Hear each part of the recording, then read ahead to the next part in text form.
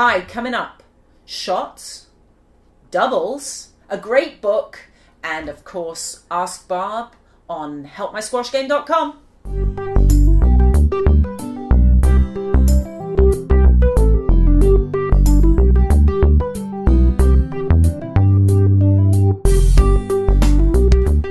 Hi, and this is Barb Cooper from helpmysquashgame.com, and welcome back. As kids, we were always taught that good was good and bad was very bad. I want you to think about that on your squash game. And instead of looking at your shots as good and bad, think about them as effective and ineffective. If it's effective, keep it. If it's ineffective, modify it. But you don't have to berate yourself. So let's talk doubles.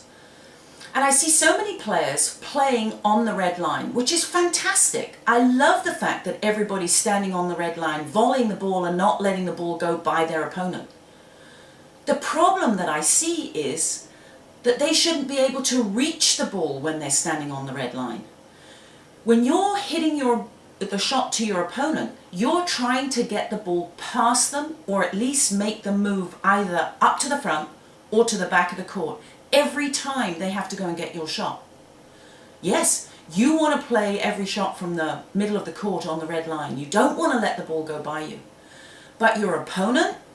Absolutely not. Your opponent should be struggling to get every one of your shots. And I want you to pay attention to that.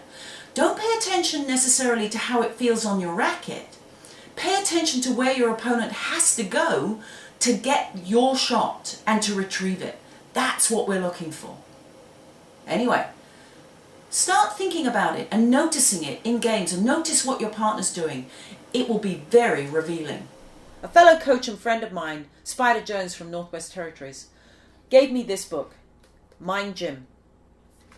It's written by Gary Mack and David Cass Stevens, and it's got lots of very interesting ideas about how to improve your inner excellence. In other words, your psychology. Check it out. It's a simple read, but it's got some great practices in it. And now it's time for Ask Barb. And I got a great question from a fellow pro. Hi Barb, my name's Craig Shiele. I'm the head pro at the Parkview Club. I get this question all the time. What do I do against a very tall player and what's the strategy with them?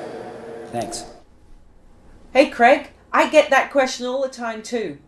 And I love actually coaching people who are tall because I'm going to try and make sure that they never let the ball pass them.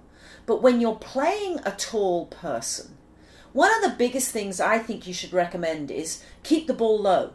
Make that person bend. Usually tall people have long backs. They don't want to be bending down for low, short balls. So for me, I would recommend lots of boasts, even from behind your opponent, as long as you follow them up.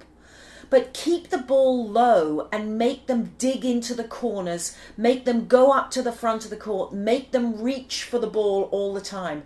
And then, of course, if you do want to hit the ball past them by using a lob, you've got to remember, it's got to be at least a foot higher than anything else you ever do. So I would tell them to start thinking about hitting the ball over the rafters again. Do you remember where you go from one red line to the other and you make the ball pop out over those red lines and then back in on the court?